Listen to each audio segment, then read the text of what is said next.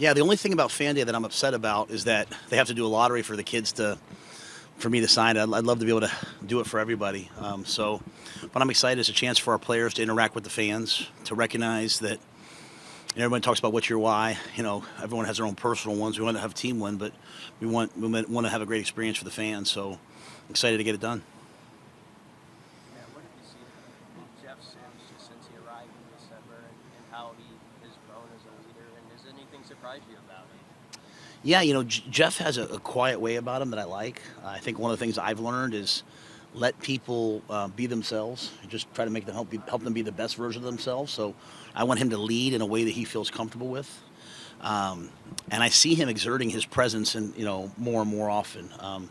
I think Jeff's a triple threat. He can run it, he can throw it, and he can beat you with his brain. He's smart. So he's not super talked about outside of Nebraska circles. I think he's going to play really well. The last thing I'll say is I think everyone plays for him. The guys play for him. Like they want to see him be successful. He cares about all the guys on the team and spends a lot of time with all the guys on the team. Beat you with his brain. How does a quarterback do that? Yeah, I think it's about getting in the right play when there's a check. It's about audibling to a man beater when you got man coverage. It's about sliding the protections. It's about knowing where to go versus different coverages. It's getting the ball to the right guy. Like there's this documentary on Netflix right now called Quarterbacks, right? And I think what everyone's probably seeing is it's not really it's not really about who has the best arms. It's about who has the best brain, the best mindset, the best feel for the game, who has the mental strength to overcome the physical beating that you take. So I think Jeff has all those things. I think Jeff's an NFL player if he'll just continue to develop. Here at McGuire, on a radio interview recently, you talked about Xavier Betts and just how proud he is of him. Can you just talk about his journey through the spring and where he is right now as part of your program? Yeah, Xavier had to come back. He had to pass 18 credits to be eligible just because of the time away. Not, just, he'd missed credits, so he had to, get his degree percentage. At the same time, he had to do he's going to do football too. So really pleased with him. He's a really, really smart young man, highly intelligent, and he cares about people. So I think Xavier's special in that regard. Not only did he pass 18, he passed 21 credits, which is, that's hard to do. And hopefully Xavier sees, what he's capable of. He's certainly capable of a lot football-wise. My job is to have people understand that success isn't talent, success is achievement. Just because you're talented doesn't mean you're successful. Yeah, you take that talent and you achieve something, it means you're successful. And I'm really proud of what Xavier achieved this spring and this summer as well, on and off the field.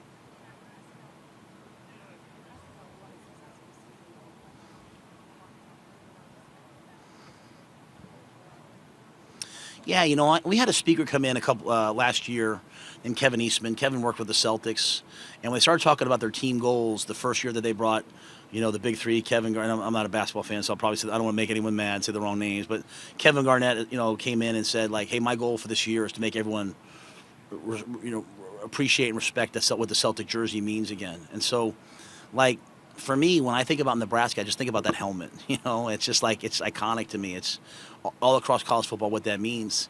And are we being talked about right now? I mean, are people talking about I'm not talking about within Nebraska. I'm talking about nationally. And so for me, this is about us as a program, from the way we practice to the way we travel to the way we carry ourselves. Like I told Keith Van this morning, I wanted to be the first guy here this morning. Like I just want us to do everything better than everyone else. And that pride, that respect that we have for each other and the way that we do things, you've heard me say many times, like, I don't want our fans coming to the games just because they love Nebraska. I want them coming because they love Nebraska and they know they're going to see a good football team. And so there's a lot on us that we have to do. And so if we're making progress towards that, then people will respect who we are, our players will respect who we are, our opponents will respect who we are, and that's the first step towards championship mindset.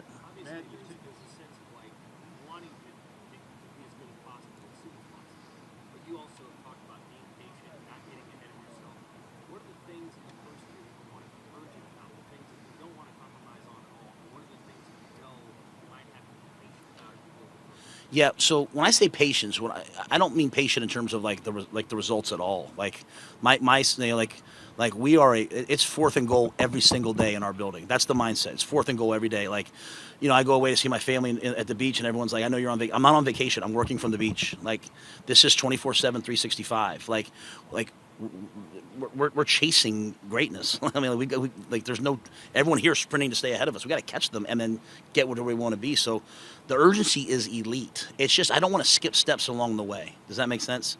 I don't want to take shortcuts. I don't want to build something that like, hey, we show everybody a little bit of hope this year, but then the next year we take a step back. So I never want year 2 to be year 1, if that makes sense. So this is year 1. I want us to win every game. I want us, but like I'm not right now. I can't think about the games. I want us.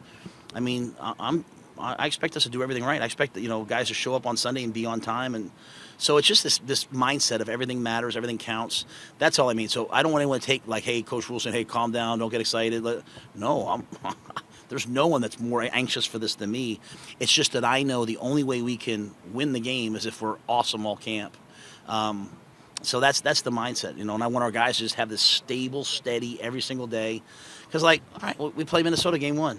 What if we win? What if we lose? Like, we still play the next week, don't we? Like, so, like, and our guys learned the hard way last year. When you start being like, this is an important game and this isn't, well, Georgia Southern happens. So I don't want us thinking that way. Every single game's an important game. And as I say that to former players, they kind of laugh. They'll be like, oh, Coach Osborne used to say that all the time. We'd roll our eyes. I'm like, yeah, but that Coach Osborne figured it out before I did. And so I'm just doing the same thing that the people who won at Nebraska did. When did punctuality become a radical?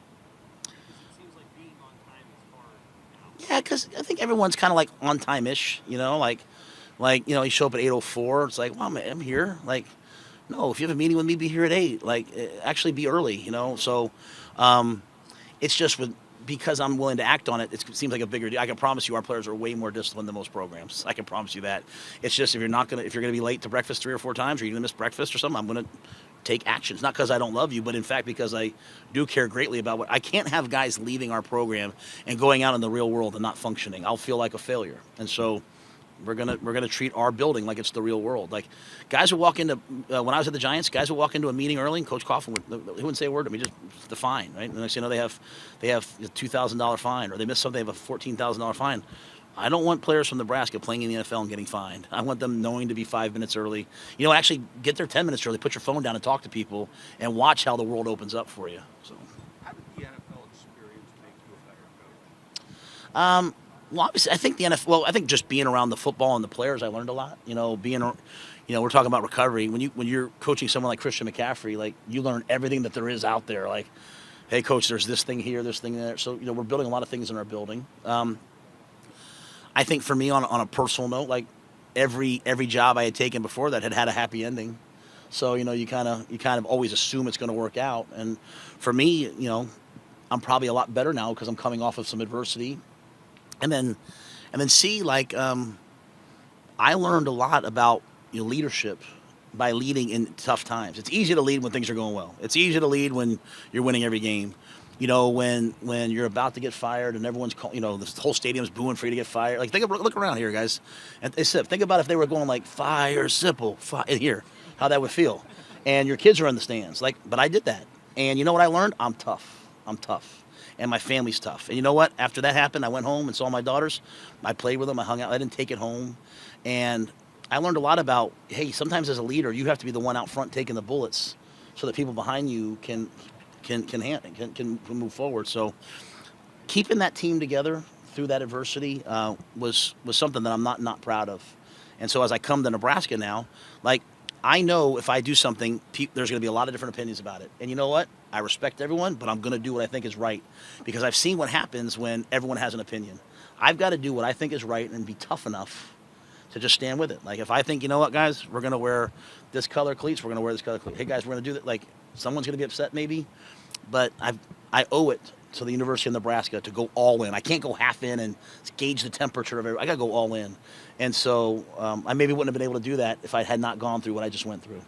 So you've already been in 2 programs where nobody in the room when you arrived knew how to win, the Temple and the Baylor. Now you're in the same situation. How do you take a group of players that aren't used to winning and get that turned around? Yeah, and to me it's unique in Nebraska because there's been all these games that are so close. Like, literally, how ESPN has like that predictor, like you're 90. I bet you most games in the fourth quarter, Nebraska was favored to win, and so to me it's all these things. Like, I talk a lot about being on time. I talk a lot about well, you know what, like. If I can't count on you to show up to things in the summer, I don't know that I can count on you to be inside leverage when you're supposed to be inside leverage. Like, because it's these little things that cause winning and losing. So it's the strength program, it's the nutrition program, it's our guys getting bigger and stronger because you know what, the stronger, more physical team usually wins in the fourth quarter. They wear the other team out instead of getting worn out. So it's our approach to the offseason. It's our approach to discipline, which to me is just doing what you say you're going to do, and it's also confidence. Like, I want our guys to be confident that we're going to win, even when it looks like maybe like the odds are against us. And so putting them in those situations in practice, inoculating them against that stress, because we have a bunch of good players. They'll play great at practice. My job is to get them to play great in the games the way they do at practice. And a lot of that is just helping them overcome stress, overcoming the fear of failure. So we'll do everything from we'll read a book during preseason camp that talks about it, to guys do mindfulness, guys do yoga. We yell and scream at practice so they learn to just tune things out. There's a reason for everything that we do, and hopefully it ends up working sooner rather than later. Promise I'll be easy question for you. You were a walk-on in college. Sir? What does that say? Obviously, tradition in college football is not all the stars come in. How does that help you evaluate talent, knowing that you were a walk-on at one time, to evaluate these kids to make them better? Yeah, I think when you're a walk-on, you're I always kind of laugh, like, you show up at 5:30 in the morning to get yelled at by someone like me at practice and do hard things, and you're paying to do it. It's beautiful. And so that those guys love the game. The ones that we have, they love Nebraska. I loved Penn State. And they want to be there for all the right reasons. So as much as we talk about all the things that are wrong in college football, I can point out a lot of things that are right. And so I think that's really important. And then at the same time, I look at, one of the best players in football today is Hassan Reddick. He was a walk-on for me at Temple. I learned pretty early on, like, who they are at 18. It's not necessarily who they are at 22 or who they are at 27. So we try to give everyone a chance. And by a chance, I mean reps and opportunities and chances to show what they can do. So, and I think for me, like, I love the game because I love the game. And I probably always have a little bit of chip on my shoulder because I knew at Penn State I was going to get a chance. I just knew I wasn't going to get as many chances as everybody else. So I didn't have an opportunity to, like, let things slide. I had to be grateful for my chances and make the most of them, and that's kind of how I feel now coming to Nebraska. Like, I'm getting a chance to do this. I gotta make the most of it. Yeah, kind of going back to your NFL experience, did anything draw you back to college, specifically Nebraska, or did it just kind of happen? Yeah, I think that I was, we're all meant to do something. We all have a purpose for our lives. I was meant to work with this age group. When I did get fired, it was almost like I was getting eulogized the next day. Like, all my former players were texting me and reaching out to me, and hey, coach, hey, you meant this to me. Hey, coach, you helped me do this, and there's just for me and my purpose, working with young people. I just enjoy the college game. I enjoy recruiting. I enjoy getting to know the parents. I enjoy watching guys graduate. I enjoy watching guys get jobs, have kids. I'm now starting to get to the point where guys I coach, their kids are starting to come up. It's scary but true. And so my wife and kids, like, they missed college. Like, in college, they knew everyone. Like, they knew the families. They, on the away games, they sit in the stands, like, with the, and all of a sudden now they're in the NFL and they don't know any of the players. They certainly don't know their families. So, and part of my NFL experience was also COVID, so that was kind of off too. But I just like being around young people in these formative years and watch them become things that maybe they didn't know they were going to be. Mike, it seems like, what is it? Like, not everybody says that. Yeah, I like recruiting. Well, first of all, if you like to compete, don't you like? I like to compete in recruiting. So, to me, like, when you recruit, you have a chance to compete at everything you do. And I like to recruit. I really like to evaluate first. Let me say that. Sometimes people will tell me that there's a lot of talk about, they took this guy who's unrecruited, that guy who's unrecruited. Why should what someone else is doing, their opinion of a player, affect my opinion? That means I'm weak. So, like, I like to evaluate. We had 3,000 kids, I think, come through our camps. I took 1,000 pictures with youth campers 2 days in a row. Like, I like people, first of all, but I like evaluating. I like watching people. I like looking at a kid at 15, 16, 17 and being like, that kid's going to be this when he's 22. So you're not always right, but I like the projection. I like all that. I like watching tape. But then I also like relationships and families. I like having people come in And I just have learned, like, oh, bro. You pass the guard. Let's not say anything. No one tweet it. I don't need anyone coming to me with, why'd you get coffee? But also, like, you know, what I've learned is I'm really not recruiting anyone to come to Nebraska. I'm telling each person who we are, what we do, why we do it. And then for each guy, I'm saying, here's our vision for you, and here's our plan to get you there. And if it works for them, great. And if it doesn't, we wish them the best. And, like, I'm not a slick talker. I'm not going to sit there and be like, you need to come here because of this. You need to come here because of that. Like, I put that, like, New York City side of me to the side, and I have an 18-year-old son. All I pray for is that my son ends up in the right place with the right people. If he ends up in the wrong place, I don't know. So I don't want kids coming to Nebraska that it's the wrong place.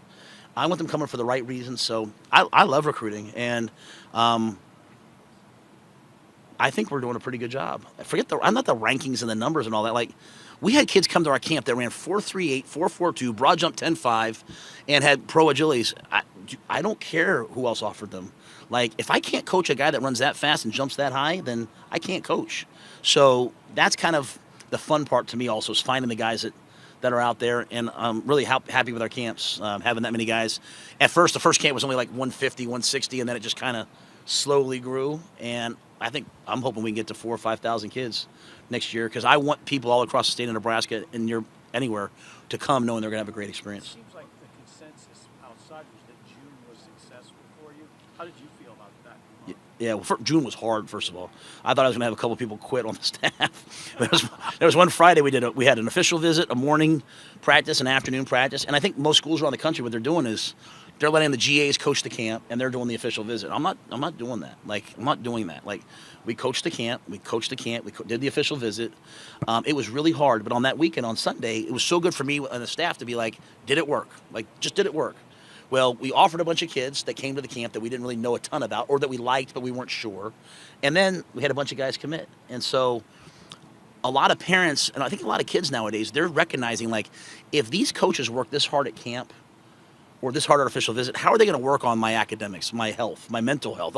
Like, they're probably going to be pretty intentional about that. So I think June was a big success, not just for this year, but for the future. Now, you know, recruiting, like, they're committed. People are going to come after them. They're going to want them to come. But you know what? We're going to go after guys too. So, I mean, there's still a lot of recruiting left to be done.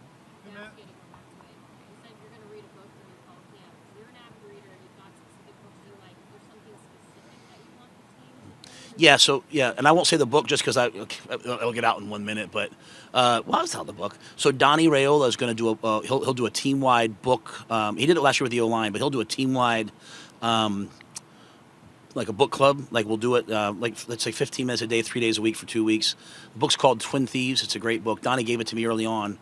It's kind of like what they call an allegory. Like, you know, it's kind of like about. I don't know if allegory is the right term. If it is, forgive me. But it's basically about a coach working with a fictional team and helping the guys learn how to overcome doubt, fear of failure. So Donnie and I read all the same books. Like, people always ask, why did you hire him? When I walked in his office and I saw the books he had, I was like, man, me and this guy are definitely alike, because I only read a certain type of book for the most part, and we had all the same base one. So, and it's cool for me. Like, he's going to do that part of it. You know, Dr. Haskell's going to do all the mindfulness and meditation. It's not just me in front of the team. It's Garrett and Terrence are going to do, you know, the quarterback show. They're going to pull out clips and show guys. So all of our coaches have a chance now to get in front of the team at some point. Is that possible that Donovan planted those books to get a job? No. He if you know him, he's a psychopath in terms of that stuff. He reads the same things. With recruiting, how do you think the TV deal being on NBC, CBS, Fox will impact Nebraska's recruiting? It's phenomenal. To think that we'll be on Fox national TV the first 2 games of the year. You know, I was in New Jersey the last couple of weeks, right? Like, people see me, they'll say, Coach, Nebraska, you know, day after Thanksgiving. These iconic TV memories for people all across the country. To think that now that people are going to turn on NBC, they're going to turn on CBS, they're going to turn on Fox and see us playing on national TV. They're going to see the environment and I think another thing is the presentation. The game presentation is going to be elite. Like, you watch a game on NBC, like, they're going to show Nebraska. One of the biggest things for us is, when you go outside the state, people don't really know what's in Lincoln. They don't know what's in Nebraska. They don't know what's at Memorial. I didn't know. I had to come out and see it. And so I know the teams that are at NBC, CBS, and Fox, they're going to present that in a way that helps us in recruiting at a high level. Coach, you mentioned on the stage just now about those iconic Colorado, Nebraska games growing up, and just how much of a must see for those. Just curious, I mean, now in this role, are you appreciating that rivalry even more? And then also, are you from afar? Have you taken a look at kind of what Coach Sanders has going on, and just any interactions with him over time? Yeah, I've never met Coach Sanders. I recruited a young man from Trinity Catholic, Quaylen Jones, to Baylor. That was his high school. But on the day that I went in, Coach wasn't in, so I dealt with his assistant head coach and just thanked them for letting us recruit him. I think Nebraska, Colorado is good for football. I think as many of the old Big 8 games as we could play, the better. I mean, I think it's great when everyone could drive to all the games and see the games. What I don't want just football like in this part of the country and this part of the country. I want it east to west, north to south, because I think it's good for the game in the long run. So, in terms of what Colorado's doing, man, I'm so busy with myself. I don't know. My son's on social media, so he'll show me something every now and then. But I think it's awesome. Coach Sanders is making Colorado highly, highly relevant, and we're trying to do the same thing. Iowa-Nebraska rivalry. I'm sure you're familiar. They don't like each other very much. What do you think about that? Just being preserved, and you guys are going to play each other once a year for a long time. Yeah, it's unique for me because when I was in the Big Ten at Penn State, Nebraska wasn't, and so we played Iowa. We had a chance. I thought we were going to go to the national championship in. I think it was 95 into 96 or 96. I can't remember the year. And Tim Dwight took a punt and returned back for a touchdown against us, and it kind of ruined the year for us. Ruined going to the national championship. We still went like 10-2, I think, but going to the national championship game. So the Iowa-Nebraska rivalry is kind of new to me, right? Like in terms of seeing it. Obviously, that game this year was huge, but I think having a regional rival, I think having a game that everyone can drive to, I think it's good. I think it's really good. A lot of respect for Coach Ferentz. He's done it his way, the right way, for a really long time. It's awesome. So, I'm excited about the schedule moving forward. I really don't care who we play in terms of in conference. Out of conference, I got a lot of opinions on things like that, but in conference, we got to play them all. So I do know this. Our players didn't come here to play bad teams. They came to Nebraska to play against the best. So, Iowa's a great team, and it'll be an honor to play them. So what are the opinions out of conference? Sorry? So what is the opinion? Oh, no, that's my late night text messages to Trev. I'll keep those ones quiet. Matt, what has your communication been with Trev about just the moving to the new facility and just, you're starting practice this weekend? How will that go? How will that process happen as far as when you guys will make that move? Yeah, we have a weekly. Susan and I have a weekly Zoom call with the people over there. And as much as I want to get in, I also want it to be done right. I don't want to get in and then have, things around us. So, Trev, as you guys know, Trev's visionary. He's awesome. He handles all the details of those things, but they keep us abreast. I think at some point in training camp, we'll probably move the players in. We were hoping before, but, I walk out in the field the other day and I see 2 beautiful grass fields and new turf fields being laid. And I'm like, you know what? Sometimes you have to just be a little bit patient to wait for things to be done and done right. The coaches, I think we'll probably stay over in our offices in meeting rooms for right now, and maybe sometime, in this training camp or fall we'll move in. But the biggest thing to me is I want the players to be able to move into the locker room, training room, recovery area, because the recovery area is going to be phenomenal as soon as possible. So probably at some point during camp. How do you want to run the ball without ever having to obviously one of you how do you want to run the ball just with the running back? Do you have a number that you want to get to, or kind of? Yeah. Well, I'll say this. I think that when you look at how you run the ball, take the quarterback out of it, to your point. I have a couple core philosophies. Like, always look at what your O-line does well, right? Now, we're gonna play some 3-4 fronts. We're gonna run different things against the 3-4 fronts than we will against the 4-down fronts. I always believe that a yard outside the tackles, an outside play, is equal to 2 yards inside. Like inside the tackles, it's kind of like a body blow. It's just it's right up the middle. So we'll be stubborn to a fault, but I also know that we're going to have to be able to throw it. We're going to have to be able to be explosive. We're going to have to run the quarterback. So, I want to be diverse in what we do. We're going to run inside zone, outside zone, power, counter. We're not going to just live off of one thing. But I just want to make sure that we have an interior run game as well, right? So if one week I have to spread you out to be able to run the ball inside, I will. If we have to get in tight to condense you, then we will. But I just want people to, when they play us, to line up and have several different things. So there's 2 different philosophies. Like we'll play some teams and they'll say, we run these 2 runs all the time. We're methodical with them. we're going to try to be a little more diverse. We're going to run a bunch of plays. The quarterback run game to me doesn't really count as rushing yardage. It's an outlier. It's an potentially explosive play. I don't want to run the quarterbacks to get 3 or 4 yards. I want to run the quarterbacks in a couple different ways. I want to run them. When we're in the red zone. I want to run them on third down. So when the result is either continuing a drive or scoring, I want to run the quarterback when he's part of a zone read type play where we're hoping to give it, but if he pulls it, it's a big play.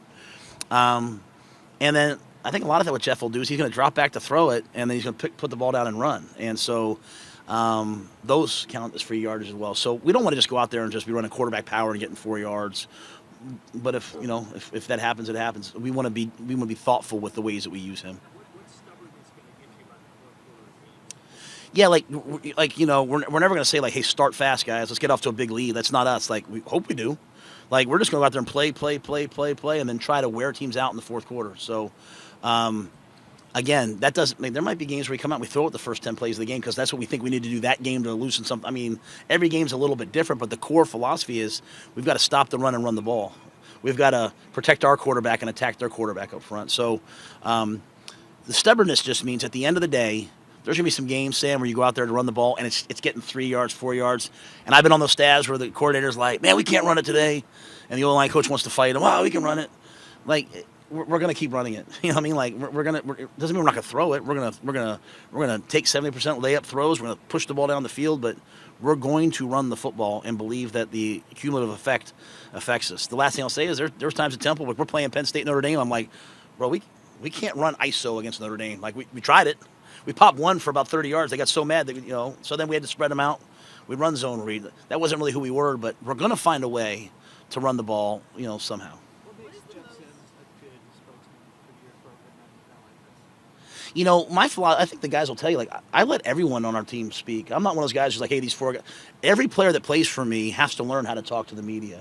I just thought these 3 guys, but Jeff's the quarterback, right? So after every game, media's probably going to talk to me. They're probably going to talk to Jeff. So to not bring him here would be disingenuous. And then I thought, like, Ethan Piper to me, like, he's truly our brand. Like, he's a Nebraska Cornhusker through and through.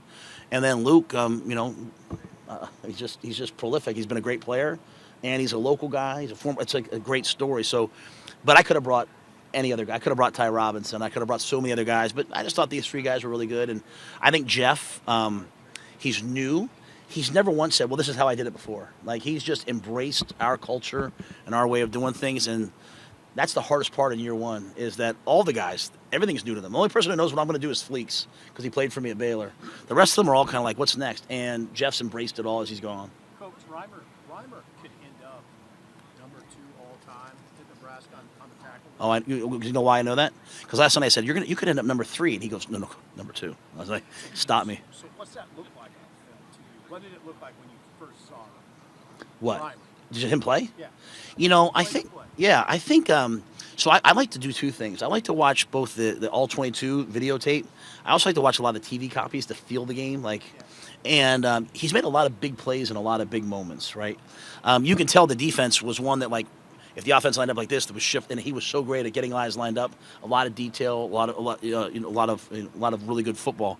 And so, but I think the biggest thing for me is, as you see him on tape, he can go sideline to sideline, he can get off blocks, he can tackle, he's competitive.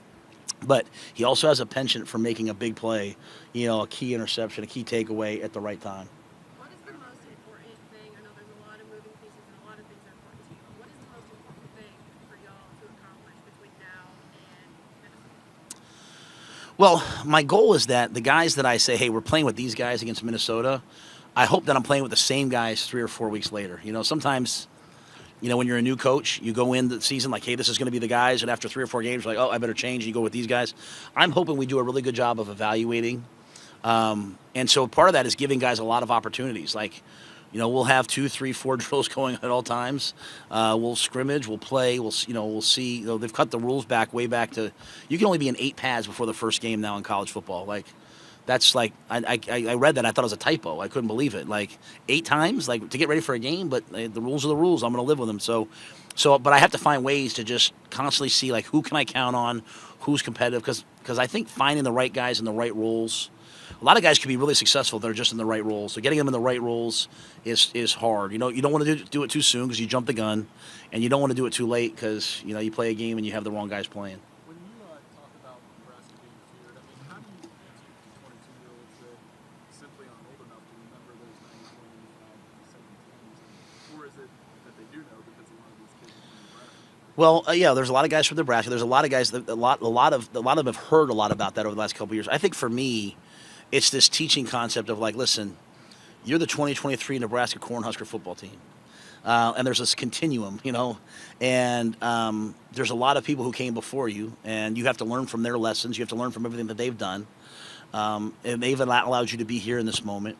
And you have this beautiful moment to have your time to then affect all the people that are going to come after you. So we talk a lot about those who came before us. We also talk about those who come after us and what our legacy is going to be. And so understanding that continuum, I think, is really important. Do you want future teams to be feared? And so they can know what the 90s were. They can know what the early 2000s were. They can know about all those years, but really the focus of they didn't know that, but also then they have to go focus on right now. And so if we focus on right now and we're patient with it, hopefully we can be feared again someday. You mentioned friends, which I know you talked a lot about coaching Osborne, but is there anything from his career that you've taken out from Nebraska and what he did after? Selfishly, Yeah. It's funny. I talked to Coach Solich this spring. One of the things I talked about was how much respect I had for, you're talking about a guy that all the success he had as both a position coach, and coordinator, and then head coach, running one offense, right? And then if you remember, he was at Ohio. He ran that same offense, and then he morphed in 2005 maybe.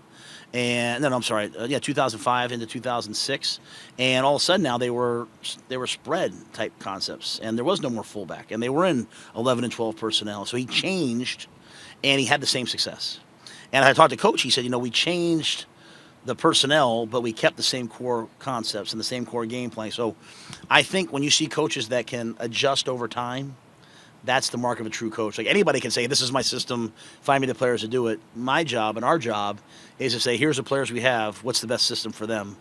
As you recruit, you're recruiting to a system, but we have to be flexible. So, I was at Temple, we were 4 down. I was at Baylor, we were 4 down for a couple years, then we went to 3 down, and we won the league. Then I went to Carolina. The first year we were terrible on defense. We were like a 4-3. Then we went to like a 5-1 hybrid, and we were number 2 in defense. So it's not about, I like to do this. It's about coming to Nebraska, what will win in Nebraska, what will win in the elements in Nebraska, and then always evolving to take advantage of the players that I have.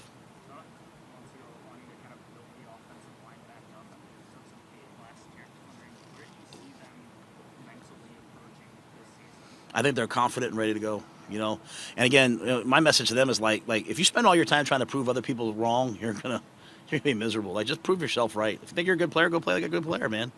And we made some real strides in the weight room with those guys. I see them bending at a high level, taking care of. Donnie does a great job with the mentality. I was over there earlier with Piper. I said, okay, you're holding me in one hand and Donnie in the other hand. You have to let go of one of us to peril. He's like, Coach, I'm sorry. He's letting go of me. So, that's the unity they built over there. So, it's going to be a work in progress. We have to do a good job as coaches, though, of calling plays and doing things that they do well, right? I worked for Kevin Gilbride at the Giants. I was assistant O-line coach. And, he was going to protect the O-line. He knew that Eli couldn't play well if the O-line didn't play well. And how do I help the O-line play well? I'm going to protect him. I'm going to chip this guy. I'm going to run this play that we run well. So my job is to help our coaches figure out what we do well and then go do those things and let our guys play.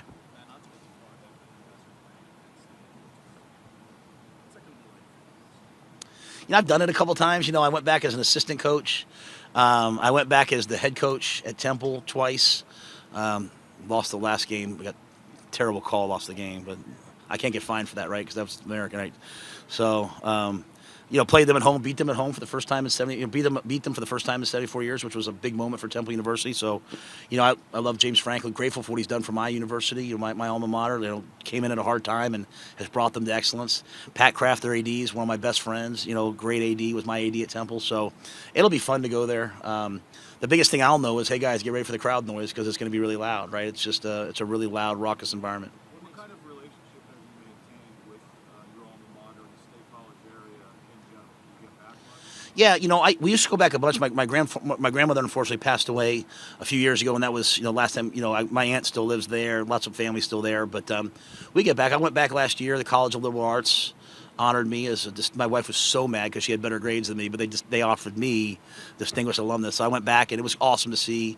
I got to get back and see people there. So there's a lot of people there that I love, family, friends.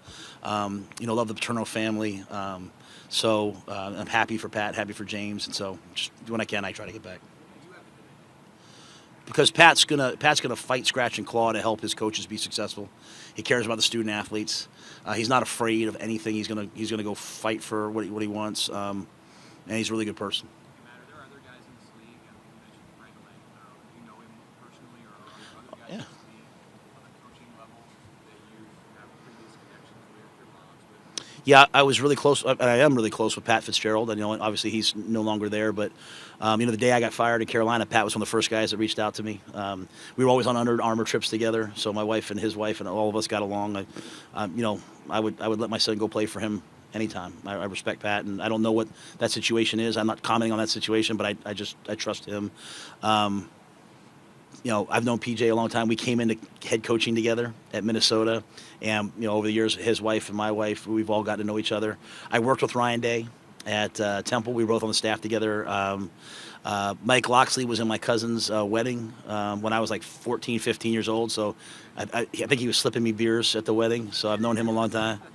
I'm just trying to think if there's anybody else. Greg Schiano was the DB coach at Penn State when I was a player there as a freshman. So a lot of guys I have some, small relation with, a lot of really good guys. The one thing about this league I thought was interesting was I got there, we had, they have a monthly Zoom that you do with all the coaches, and everybody gets on it, to keep you up to date with issues. I think AJ Eds, the assistant commissioner, does a great job. But there's like a coaches group chat. I'd never been a part of that before. So guys are working together to help solve and fix issues in college football. Does that help you? I mean, not that it's going to help you strategically, but does it help you feel at home in a situation like this where you're representing Nebraska on the stage and those Yeah. personalities? I think it's good to see them like when we go to we went to the Big Ten meetings. I don't know anybody. It's good to see people I know, but I know they're trying to tear my throat out. They want to beat me bad too. So, but I like those guys. I respect those guys. Coming here, to me, it's all about first the players, right? I want our guys to have a great experience. We went to dinner last night, hung out last night. And I come here confident, man. I'm confident, about our team and the way we're headed and the direction we're heading. I don't have a timetable, but I feel confident that, from what I've seen so far, I know I made the right decision in coming to Nebraska. Trev said that one of the things you talked about when you guys were getting to know each other is maybe you don't understand, it's an experience, what learning that, is you don't understand how people around Nebraska feel about it. How much have you learned about that in 8 months? Yeah, I'd say it's twofold. As I've gone across the state or I've listened to people speak, you recognize pretty quickly how much Nebraska means to not just people or fans, but to families, right? Ronnie Green came and talked to the athletic department as he was, on his last few days, and Jane spoke, and she was talking about these moments with her family, all of them come together to watch Husker games. I almost got a little emotional, my job's to make sure that the next generation, the generation, however long I'm here and I'm alive, that we're giving them those great moments and those great memories and those great relations. But there's a real, it's an honor to serve the state. Not very often are you're not just, a lot of times you're serving a university and a fan base. Here you're serving an entire state as well. And I think that's a responsibility I take very seriously. In terms of the other stuff, Trev's you're not going to, you need to prepare, even at Temple it was like that a lot, right?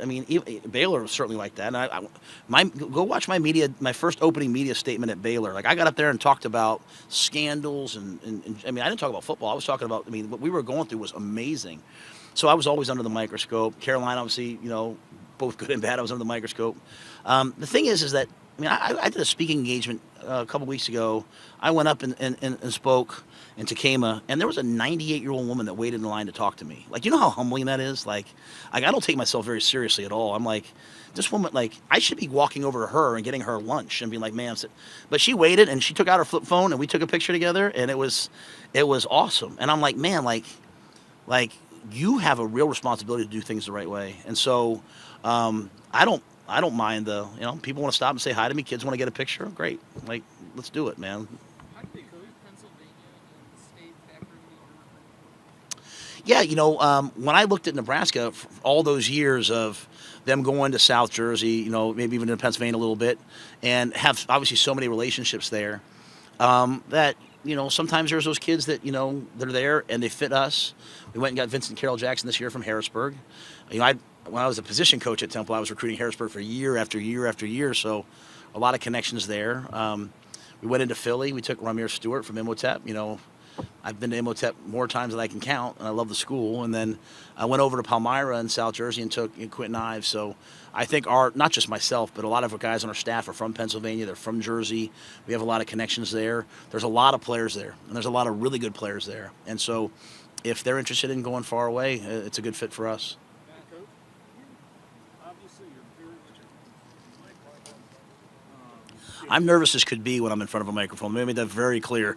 The whole time I'm like, don't say the wrong thing, don't say a cuss word, don't say trust me. I was going to say, and you don't even go with the straight speech. You went straight for questions today, and you say you're nervous, but have you always been good in front of the mic? Have you always been a natural public speaker? Is there something you made a point to work at? I don't know that I work at it. I mean, I don't think I'd say I worked at it per se. Like my dad was a preacher, right? My dad was a minister, so I listened to my dad. He did more of his work as a youth minister, but I would listen to my dad. My dad married Julie and I, so I mean that's way more pressure than this. So, but I just think when I get up, I always say to myself hey, what are the 2 or 3 things you're trying to get across? I maybe rehearse it in my head, and then I say, hey, what? And then I try to speak from the heart, right? I'd much rather hear someone speak from the heart, even if I disagree with them, than hear someone give me something scripted. So, I don't have a PR firm that says, hey, here's your key points. Like, I say to myself, what do you want to say? And I say it, and if it resonates, great. And if it doesn't, then I'm apologetic. Yeah, what's it been like trying to wrap your head around NIL? And then when you say college football, is cheating more prevalent than it was before? I don't know about cheating more prevalent. I mean, the cool thing about being the head coach at Temple was all the big recruits there would always, they weren't coming to Temple, but they would always kind of come talk to us. And so I saw everything that was happening. I mean, I've known everything that's been happening for a lot of years. And it's not everybody. It's a couple of places, but it's pretty prevalent. It's pretty, it's funny. If you look at I'm very careful how far I go here, but if you look at the Tennessee case, you look at the numbers that, Coach Pruitt got, hey, 2,500 here, 6,000 there. That's nothing in the NIL era now. So it's been a jump. When I was coming back to college football, I was nervous about how am I going to handle NIL. But as I talk to people that are in those spaces in college football, they were all trying to figure it out. So I was like, well, I guess I'll try to figure it out myself. So, no matter what rules we have, there's always going to be someone that's trying to find an edge and is going to break the rule. To me, college football spent a lot of time focusing on things maybe that didn't matter, like whether a bagel was a meal or not, and we should have been focusing on things like this. So maybe now we will. I'm kind of at the point where if I think something, I'm going to say it. I'm not complaining about NIL at all. I never have. I'm not complaining about the portal. I've never have. I just don't like tampering and poaching kids from other teams' rosters. It's not in the kid's best interest. If a kid wants to leave, he should leave. But it's just not inducing people to leave and come be your backup. It's not a good way to do things, and we certainly won't be involved in that. Got time for 2 more, guys. How important is it to endorse NIL collective for Nebraska to have a successful NIL program? I don't know that. Yeah, Trev does all those things. Like, the good thing about having a great AD is he handles all that. I'm very grateful to 1890. They've been an amazing job for us. The Pete family, been awesome. Matt Davison's been awesome, doing a great job for our student athletes, helping them get opportunities. But endorsing this, all that, I got to worry about picking up third downs and picking up first downs. You had a few key guys rehabbing in the spring. Are those guys all going to be ready to go Monday? Or In terms of like Prohaska? yeah, Prohaska will be there. What's Buford's situation, I guess? Yeah, Buford won't be ready to go to start training camp. We're going to be really smart with him. Take some time. We hope that he'll be back, but we're going to be really methodical in the way that he goes. What about Reed Nothing yet. Yeah, nothing yet. Yeah, it's an ongoing process. We practice. Oh yeah, yep. It's kind of waiting. Yeah, I mean, when we took we said, listen, we're here to help you. This is a long-term play for you. Like, if you're eligible, great. If you're not eligible, then we'll help you, play another year. Then if you want to play next year, great. If he goes to the NFL, great. Just want to help the kid. I mean, I'll say this, he should be able to play. In my opinion, Eric Gilbert should be able to play, but it's not my decision. I hope he can play, but if he can't play, we're going to stand by him. I mean, if you just take that approach with a lot of guys, good things will happen. No, Jamie's handling it. It's kind of going back and forth. It's not like it's not happening. Like things are going, they're constantly working with each other. So when it all comes to fruition, I don't know. But again, I do believe he should be allowed to play, and I'm hopeful he can play. All good? That was 45 minutes? Was that the best 45 minutes of your guys' day? That was fun. That actually was. I can't take it. I'm not taking it anywhere. I don't get in trouble.